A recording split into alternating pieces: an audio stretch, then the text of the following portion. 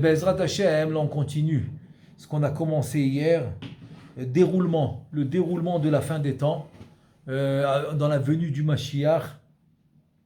Donc c'est vraiment la suite, c'est la suite du cours d'hier, comment va se dérouler et de quelle manière va se dérouler et combien de temps chaque chose va prendre, que ce qu'on a commencé. Là maintenant on continue, c'est avec le Ben Ishraï, et là il ramène Besefer Olad Tamid. Et le Sefer Olad Tamid, il ramène au nom du Harizal. Katav Rabbeinu Zichrono Lechaya Olam Haba Veze Leshono. Donc c'est au nom du Harizal. Le Harizal il dit comme ça: Da ki en lecha davar she'eno miprinat otam hashiv'a melachim shemetu be'eretz Edom ve'kol ha'olamot kulam pirush olamot shebe'emtza שבמחצב הנשמות הם מבחינת אלו המלכים. Ça veut dire que tous les particules des plus grands aux plus petits de ce monde, leurs sources, leurs racines, elles vont venir des Sheva Melachim, des 7 Melachim, le grand Sod des 7 Melachim chez Nishberu, c'est Elia Melachim Hashem Baruch Hu Be'eretz Edom Ifne Melor Melech Be'Israël, ce qu'on voit dans la fin de la paracha de Vaishlach. Et donc c'est un grand sod. C'est un grand sod que quoi? C'est quoi ce sod?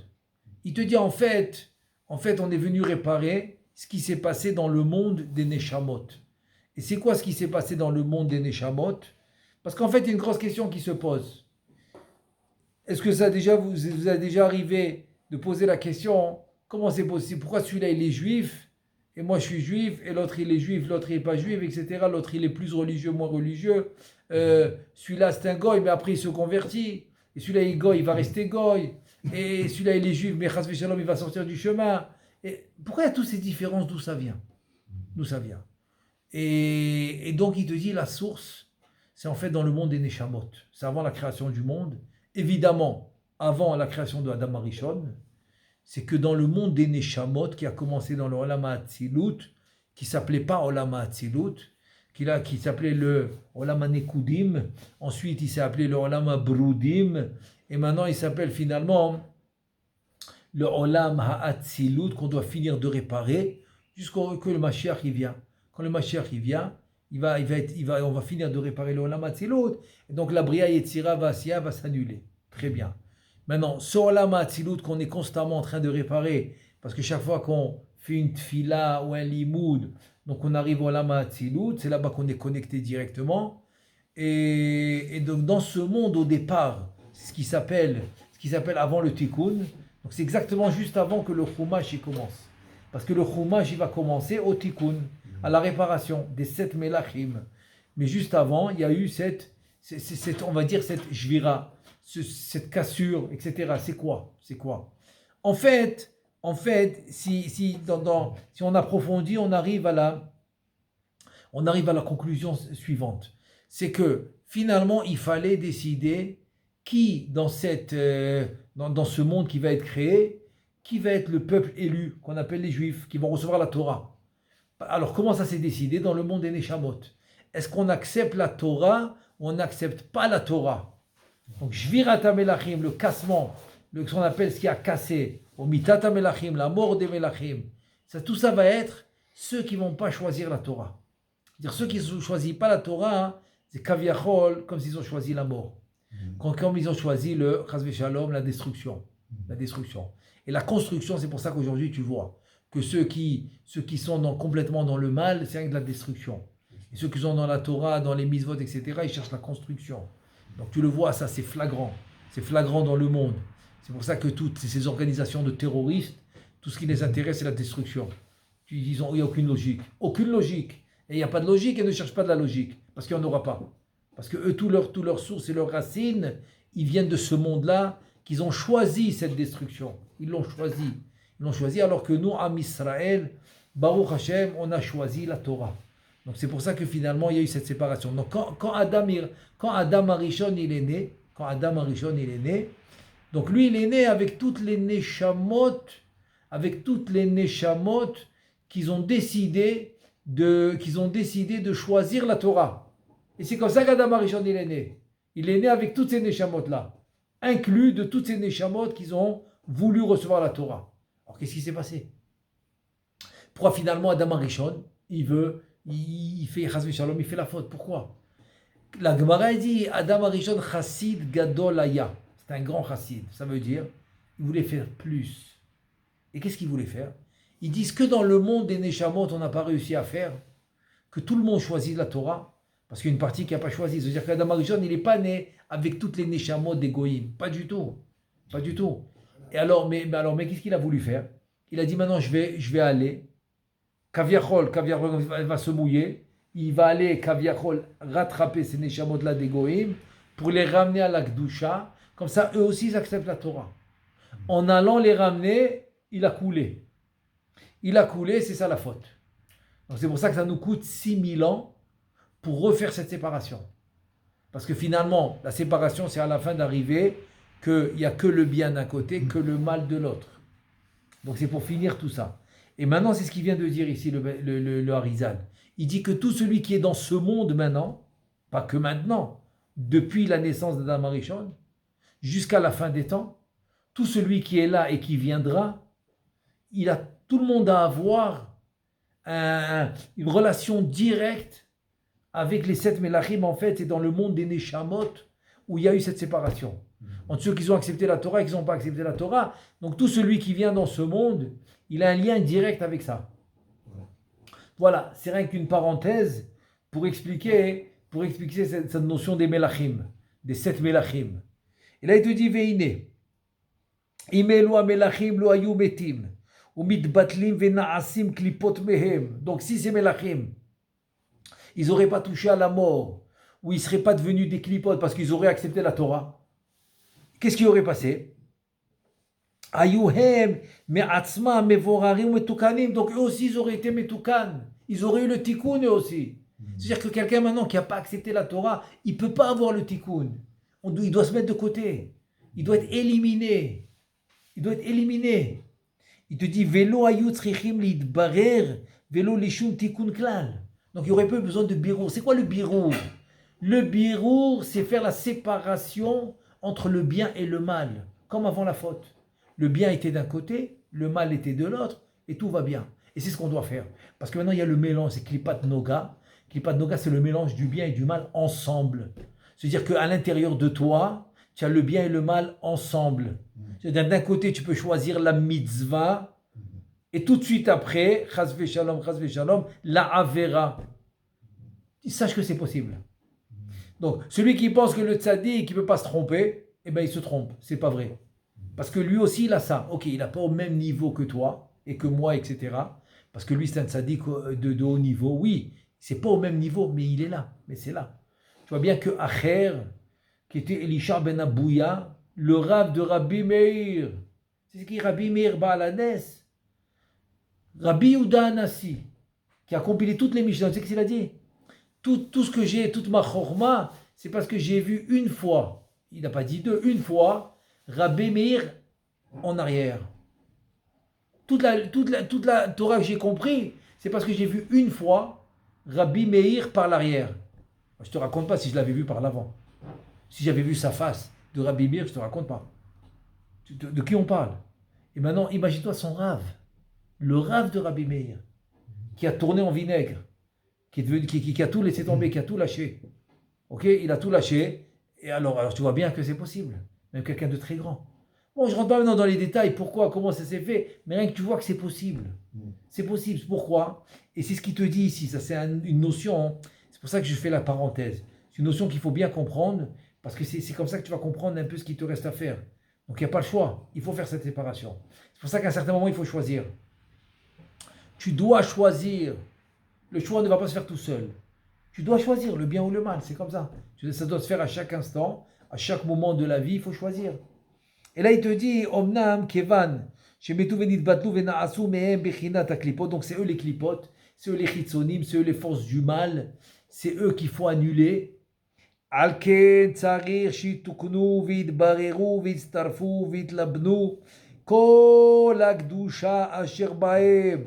Maintenant, ce qui arrive, c'est comme ça. Puisqu'il y a eu un mélange de Klipat Noga, donc même ces clipotes là, et ces chitzonim, et ces forces du mal, ils ont des étincelles de sainteté, des étincelles de bien. Il faut les retirer. C'est ça le bureau. Il faut les retirer, comme ça il reste 100% Ra, et nous on reste 100% Tov. C'est ça le bureau. Donc en fait le bureau c'est de retirer les étincelles de sainteté qui sont dans la klipa, qui sont dans les forces du mal. ועל כן צריך שיתוקנו ויתבררו ויצטרפו ויתלמנו כל הקדושה אשר בהם ויישארו השיגים למטה שם הקליפות. C'est exactement, il te donne le Zohar HaKadosh, le Zohar HaKadosh dans Hidra Rabbah, il donne un beau machal, il dit que Hamar Tav Yoshev Adordeye, il dit c'est comme un bon vin, ok, que la shmarim elle descend en bas. Donc la shmarim qui descend en bas, c'est représenté comme les forces du mal, et le bon vin, c'est ce qui va être en haut. Donc le bon vin, il va être en haut, mais dès que tu arrives en bas, tu ne mélanges pas. Tu t'arrêtes de verser le vin. Mais en fait, mais souvent, ce qui va arriver, il reste du bon vin encore en bas, donc tu vas essayer de le séparer. Séparer de la shmarim, des lits de vin. C'est ce qu'on doit faire. Ça, c'est le pied du Mashiach, ça, ce qui reste. Voilà ce qu'il y avait. Donc on va finir ce birour et ce tsirouf. Il te dit, les gamrés, c'est quoi tsirouf? Tsirouf, c'est quand par exemple tu vas nettoyer de l'or, tu vas nettoyer de l'argent, ça s'appelle tsirouf. Donc tu vas enlever tous les sigim, tous les saletés. Donc quand tu vas finir de nettoyer tout ça, tu vois, il te dit les gamrés. C'est le Harizal qui parle, c'est les gamrés. Velo yishaer shum nitzos akdusha lebata, voilà. Quand il ne va plus rester de nitzot, plus rester d'étincelles de sainteté, il ne va plus en rester. Donc tous les étincelles de sainteté de la Kdusha, ils vont monter.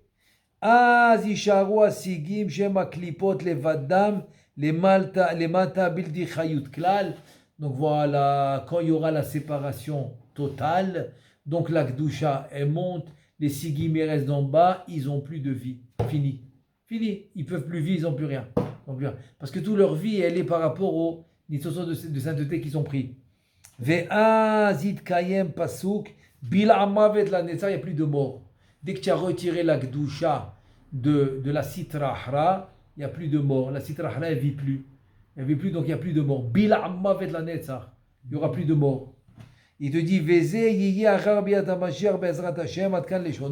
donc ça va être après la venue du Mashiach, comme on a expliqué. Mais bon, c'est un long processus. C'est un processus qui peut durer jusqu'à 200 ans, comme il dit le Ben Ishraï. Donc c'est la venue du Mashiach Ben Yosef, Mashiach Ben David. Ensuite le Bet Hamikdash. Ensuite tous les Gilgulim pour amener les Korbanot. Ensuite Triat HaMetim. Encore il y aura une période après Triat HaMetim. Ensuite le Bitul HaGufot, changer le corps, pour arriver finalement au 7e millénaire. Donc tu peux arriver jusqu'à un déroulement de 200 ans. Ve'od, ça c'est premièrement. Ve'od katav sham vezel eshono en davar ba'olam shelo na'asa mi'elo ha'melachim. Donc tu vois, il te dit qu'encore une autre fois il te le dit, Rabbeinu Chaim Vital, au nom du Harizal, qu'il n'y a rien dans ce monde, mais rien, qui est pas en racine ou en connexion directe avec ces 7 mélachim. Il n'y a rien du tout. Tout est connecté à ça. Tout. Veyesh bahem birur atzarir el arba olamot de atzilut bria yitzira asiya hem atman. Donc tu as un rapport direct avec les 4 mondes. De atzilut, pirush atzilut bria yitzira asiya shebe martzav haneshamot. Veyesh bahem birur letzorech haneshamot atartonim. Donc il y a un birur qui doit se faire, c'est une séparation, c'est un nettoyage qui doit se faire. Et te dit Kima shenishar achar birur atzarir el haolamot haniskarim. C'est-à-dire que Atzilut, Bria, Yetzira, Asiya, Shebe Martzav Haneshamot, Misham, Yesodam, Shel Haneshamot. Donc là-bas, tu as les Neshamot. Pourquoi? Parce que sur le Ensof, ça va être le Martzav Asfirot. Donc Kaviachol, c'est les Sfirot qui vont habiller le Ensof. Sur les Sfirot, c'est les Neshamot. C'est Martzav Haneshamot. Sur les Neshamot, c'est Martzav Malachim. Sur les Malachim, c'est Martzav Achosher. C'est la Klippa. Donc tout notre travail, c'est celui-là. Quand tu choisis le bien, tu es en train d'avancer vers la Géoula. Quand tu choisis le mal, Chas Shalom, alors tu es en train de reculer. Ça rallonge la galoute. Ça rallonge l'exil. et donc ça nous fait reculer pour la Géoula. Donc chaque fois que tu fais un pas vers le bien, c'est là, si tu as rajouté une pierre au Beth Amikdash, à Shlishi qui doit descendre près, et tu avances vers la Géoula. Et là il te dit, Od Katav Rabbeinu Zichrono Lechaya Olam Haba, Beshara Gilgulim, donc dans la page 11, Vezé les journaux, il dit comme ça, Shara Gilgulim, qui est un des Shmone Sharim du Harizal, Da Shesh Kama Shorashim Shel Neshamot, Shenashru Baklipot Vehem Unshehem Batzugam. Donc, il te dit qu'en fait, il y a beaucoup de Neshamot qui sont tombés dans la Klippa. Pourquoi? Parce qu'au moment de la faute, Adam Arishon va se diviser en trois. C'est-à-dire qu'il y a les Neshamot qui vont le quitter avant la faute. Ça va être Ruach, Neshama, Chaya de Hatzilut, qui sont Zihara Illaha, de Ruach Neshama, Chaya de Hatzilut. Ils vont rester dans Adam Arishon, Nefesh de Hatzilut, c'est Zihara des Nefesh de Hatzilut. Et la majorité des Neshamot, ils vont tomber dans la Klippa. C'est la troisième partie. Il parle de la troisième partie. Maintenant, il te dit, cette partie qui est tombée dans la Klippa, hein, c'est le Zachar et le Nekeva. Donc, c'est le côté masculin des Neshamot et le côté féminin des Neshamot. Les deux, ils vont tomber dans la Klippa. Donc, les deux, il faut les ressortir. C'est pour ça que tu dois sortir la Neshama masculine et la Neshama féminine. Et c'est Batzugam. Batzug. C'est pour ça qu'il y a le mari et la femme. C'est-à-dire, en fait, c'est une Neshama qui se complète. C'est pour ça que le Zohar HaKadosh, il est très, très makpid là-dessus. Que l'homme, il ne doit pas rester Adam et Yod Levado. L'homme, il ne doit pas rester tout seul. Il doit retrouver sa moitié. Parce que c'est comme ça qu'il fait le birour. Donc un homme qui n'est pas marié, donc il n'est pas en train de faire le birour. Parce qu'il n'a pas récupéré sa moitié. Il n'a pas récupéré son côté féminin. Qu'il doit récupérer pour faire le birour, pour amener des neshamot, etc. Donc tu comprends. Donc c'est pour ça que la conséquence et quel neshama et quel enfant tu vas amener, ce n'est pas ton problème. Ton problème, c'est de faire ce qu'on te demande. Te marier et d'amener les enfants. Maintenant, qu'est-ce qu'ils vont faire, qu'est-ce qu'ils vont pas faire, est-ce qu'ils vont être comme tu veux pas, ça n'a rien à voir. C'est pas toi qui décides. Mais toi, tu dois faire le birour, tu dois faire ton travail. C'est pour ça que l'homme, il doit être content de son sort. C'est pour ça qu'il dit Ezeu Ashir, le riche, c'est d'être content de son sort. Mais il y en a qui sont très malheureux. Pourquoi? Parce que les enfants, ils ne vont pas sortir comme ils voulaient. Ah, j'aurais aimé comme ça. Ok, mais c'est pas toi qui décides, c'est le bureau. Tu es en train de faire un bureau. Tu participes à un nettoyage, tu participes à un triage. On est en train de trier le bon et le mal, etc. pour arriver à la Géoula, pour arriver à la fin. Alors il te dit maintenant, il y a des cas spécifiques où la neshama masculin, elle peut sortir de la klippa. Par contre, il y a des cas spécifiques où le côté nekeva ne peut pas sortir. Le côté féminin, il ne peut pas sortir. Aval nikvotehem en yecholim latzet klal, jusqu'au Mashiach, il ne peut pas sortir. C'est pour ça qu'il y a des cas de figure où l'homme il va se marier avec une femme, mais ce n'est pas son shoresh neshama, ce n'est pas son batzug. Donc, il a besoin des livres de Shlom Bayit, il a besoin d'aide, il a besoin de ça, et c'est pas exactement... tu comprends, mais il n'y a pas le choix. C'est le plus proche possible. Parce que son vrai Batzoug, il est coincé dans la Klippa, et elle pourra sortir seulement quand le Mashiach vient. Donc, eux aussi reviendront en Gilgul pour se marier avec leur Batzoug. Donc, c'est-à-dire, au moment du Mashiach, où il va venir sortir toutes les Neshamot, tout le monde aura son vrai Batzoug. Son vrai. C'est-à-dire, donc tous les livres de Shlom Bayit, tu peux les jeter. Il n'y aura pas besoin. Il n'y aura pas besoin puisque tout le monde va s'accorder. C'est-à-dire, c'est quoi un siman? C'est quoi un signe mouvak? Un signe mouvak que tu as avec ta batzoug, ta vraie moitié. C'est que tu n'as pas besoin de conseils pour arranger le couple. Tu n'as pas besoin de livres pour Shlom Bayit, pour arranger ton Shlom. Tu n'as pas besoin de tout ça. Pourquoi? Parce que c'est une neshama qui se complète. Une neshama qui se complète, il y a la compréhension, il y a l'amour naturel, il y a l'envie d'aider naturelle, parce que un il sent le complément de l'autre, un il sent le manque de l'autre, donc un il sait compléter l'autre, un il veut compléter l'autre. Donc c'est ça un peu un signe. Donc quand il vient le Mashiach, tout le monde va être comme ça. Tout le monde aura son vrai bazou parce qu'il va libérer. Le Mashiach va libérer ces neshamot que présentement ils ne peuvent pas sortir. Vem ata dvuot betoch haklipa nekeva v'shacharti ma Mashema, Imhi. Bon, c'est maintenant des noms de Klippa. Je ne veux pas dire le nom, donc je vais le dire en lettres. Aleph, Gimel, Resh, Taf, Bat, Mem, Chet, Lamet, Taf, O, Nun, Ain, Mem, He, Veine, Kol, Shoresh. Donc il ne se rappelle pas c'est quoi son nom vraiment. Tout le Shoresh, par exemple, de Chour, le fils de Myriam, Benach el Myriam, Lo Yatsu Nekevot, Haneshamot, Shelahem, Ad Biat HaMashiach. Donc jusqu'à Biat HaMashiach, ils ne vont pas sortir. Par exemple, c'est un exemple, ok, Chour, le fils de Myriam, où ils sont ces Neshamot à lui, des Nekevot, et bien il faut attendre le Mashiach. Et donc c'est pour ça que je te dis que quand le Mashiach il va venir, donc tout le monde va sortir. Et là il finit. D'après vous, oui. Ceux-là qui n'ont pas leur zivoug, ok. Ils doivent se marier quand même, bien peut-être s'ils sont célibataires, ça va. Puisqu'ils n'ont pas leur zivoug, ils peuvent rester célibataires. Khazak, très belle question. Et c'est une question qu'il faut poser. Qu'est-ce qui arrive maintenant à tous ceux maintenant qui n'ont pas le vrai zivoug? Est-ce qu'ils doivent se marier quand même? La réponse, oui. Oui. Et c'est pour ça que le Zohar HaKadosh, il est très makpid là-dessus. Parce que tu dois quand même faire le birur. Tu comprends? Et donc, c'est vrai, le birur, il va être plus difficile. Parce que de s'accorder avec une partie qui n'est pas ton vrai zivoug, qui n'est pas ta vraie moitié, n'est pas quelque chose de facile. C'est pas quelque chose de facile. C'est pour ça qu'aujourd'hui, la majorité des divorces, etc., c'est à cause de ça. Au lieu de travailler leur midot, ils font rendez-vous à la rabbanout. Tu comprends, c'est tout. C'est plus facile. C'est plus facile de faire rendez-vous à la rabbanout que de travailler ses midot. Alors qu'on te demande, non, travaille tes midot. Et comme ça tu vas réussir parce que tu n'as pas le choix. Tu es venu pour ça. Donc voilà, la réponse c'est qu'il doit le faire quand même si c'est un peu plus difficile, il doit le faire quand même. Donc voilà, pour finir maintenant, ce qu'on avait commencé avec le Ben Ishra, il te dit comme ça. Hare lecha. Maintenant voilà, je viens de te dire que quoi? Que Kodem Biat HaMashiach, avant que le Mashiach y vienne.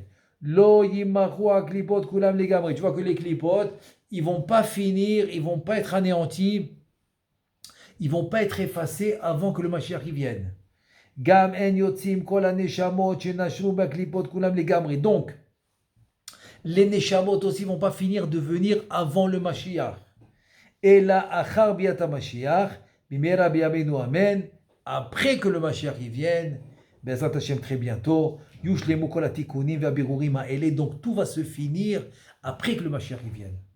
Donc tant que le Mashiach est venu, c'est-à-dire que tant que le Mashiach n'est pas venu, c'est-à-dire qu'on n'a pas fini encore notre part à nous, mais on finit pas. Je parle de notre part. Maintenant, quand le Mashiach y vient, il va finir encore ce qui doit finir avec sa présence, et là ça se finit. Et là c'est fini. Maintenant, dès que tu auras fini tous les birurim, tous les tikkunim, avec les korbanot qu'on doit amener, avec le Bet HaMikdash, avec le Mashiach, on a fini tout ce qu'on doit finir, avec la klippa, on a fini tout ça, maintenant c'est Triyat HaMetim. Maintenant il y aura Triyat HaMetim. וכבר כתבתי לך לעיל, כל זמן תחיית המתים ועל זמן שיהיה אחר תחיית המתים, כפי מה שנראה מדברי הזוהר הקדוש. Et donc il t'a dit déjà qu'il y aura Triyat HaMetim, donc il y aura encore les corps, mais un peu plus raffinés que maintenant, mais il y avait encore des corps. Ok? Mais après, il y aura l'annulation des corps totales, il y aura des corps qui vont être immortels, et qui vont plus mourir, ça va être dans le 7e millénaire. Et là il finit, Hashem Midbar Berachama, Varabim Vechasadav Vagedolim, Yarenu Beor Torato, etc. Bezrat Hashem. Donc il nous illumine dans sa Torah. Donc voilà un peu un résumé sur ce qu'on doit faire en fait, sur le programme, voilà, sur le programme qu'on doit faire et qu'on doit réaliser au moment du Mashiach. Et là, il te dit, maintenant je retourne dans les paroles de Rabbeinu Chaim Vital, que En ben olam hazeh limot HaMashiach ela shamud malchuyot bilvad, que olam keminano gonohek. Donc c'est ça ce qu'on a vu. On a vu qu'il y a une grande partie, c'est-à-dire que le monde va continuer normal. C'est ce qu'on a vu jusqu'à Triyat HaMetim. Bon, ça va être un peu plus raffiné. On a dit que les gens, on va pas fauter Bémézid. Il peut avoir des fautes Béchogé, pas Bémézid. Vehu bitul malchut arish'a aklipa achitzona anikra yetzerara Kemo shedarshu razal ala pasuk, ze'ev im keves, etc. C'est le pasuk style le loup avec l'agneau, ils vont vivre ensemble, etc. Comme il dit le pasuk. ושמח לה ומלא הארץ דעה את השם ולכן תורת העולם הזה והמתלבשת בקליפין, c'est-à-dire qu'il y a le יצר הרע et l'homme ou malé ta'avot, c'est ça qui donne les ta'avot à l'homme, les désirs, les envies, etc. de l'homme, c'est ça, c'est le yetzer hara. Ve'az, donc les klipot sholtot alav, c'est pour ça que la klipa elle domine l'homme. Ve'yesh et malbouch achitzoni shu pshat haTorah, donc tout ça c'est par rapport au pshat de la Torah. Donc dans le pshat de la Torah, tu es encore connecté dans ce olam hazé, c'est ce qu'on est en train de te dire. Dans le maintenant tu commences à te déconnecter du olam hazé, tu te déshabilles kaviachol, tu déshabilles le pshat, tu rentres dans le remes, tu déshabilles encore, tu rentres dans le drash. Ah, tu te déshabilles complètement, tu arrives complètement à la neshama, donc tu es moins connecté avec les ta'avot de ce olam hazé parce que tu es rentré dans la neshama, ça c'est le sod. Alors je vais juste finir avec les paroles de Sha'ar HaMelech, un truc incroyable sur le pasouk. Donc Sha'ar HaMelech, il a Adrat Melech, Sha'ar HaMelech, etc. Beaucoup de c'est Rabbi Shalom Buzaglo. Il dit comme ça. Que vous allez puiser de l'eau dans Besimcha, avec la joie, dans les puits de Yeshua. Ve'en ma'im et la Torato shel Mashiach. Aïe, aïe, aïe. De dire en fait, de quoi c'est quoi? Ush avtem ma'im besason, tu vas puiser de l'eau, Besimcha. Ma'yane Yeshua, c'est le puits c'est le fleuve de Yeshua, comment on peut dire Yeshua? Des Yeshuot. Des Yeshuot. Il te dit c'est quoi? C'est la Torah du Mashiach. La Torah du Mashiach, ve'em harazin. C'est-à-dire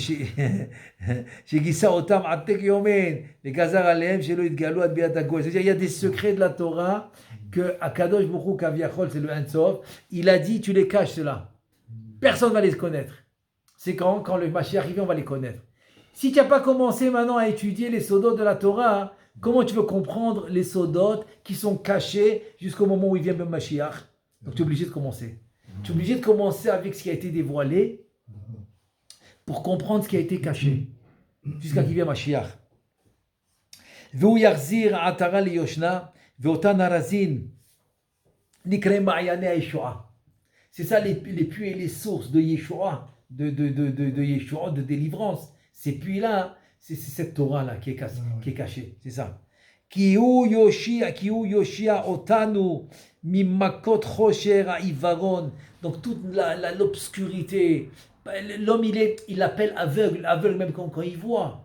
Je vais te dire, c'est encore comment le Rabbeinu, le Ramchal, il l'a amené dans Messilat Yesharim, ça s'appelle comme hiver ba'afela. Ça suffit pas qu'il est aveugle, mais dans l'obscurité. Donc imagine-toi, il nous a comparé dans ce monde comme un aveugle dans l'obscurité. Non, mais s'il est aveugle, il voit pas. Tu dis, il est aveugle dans l'obscurité. Hiver ba'afela. Il te dit, cette Torah va t'éclairer, va te sortir tu vas plus être aveugle, c'est fini. Tu vas voir tout va être clair. Et donc maintenant il faut commencer. Il va voir le jour. Il va voir le jour. Dans le jour il va voir. Elle est bonne celle-là. Au lieu de dire qu'il est un aveugle dans l'obscurité, il va voir dans le jour. Donc il te dit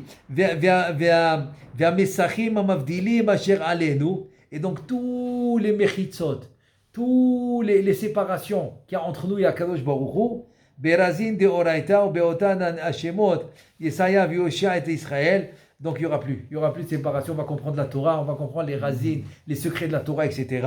Vechen Tirgem Yonatan à la Pasuk. Il ramène une preuve de Yonatan ben Uziel dans le Pasuk.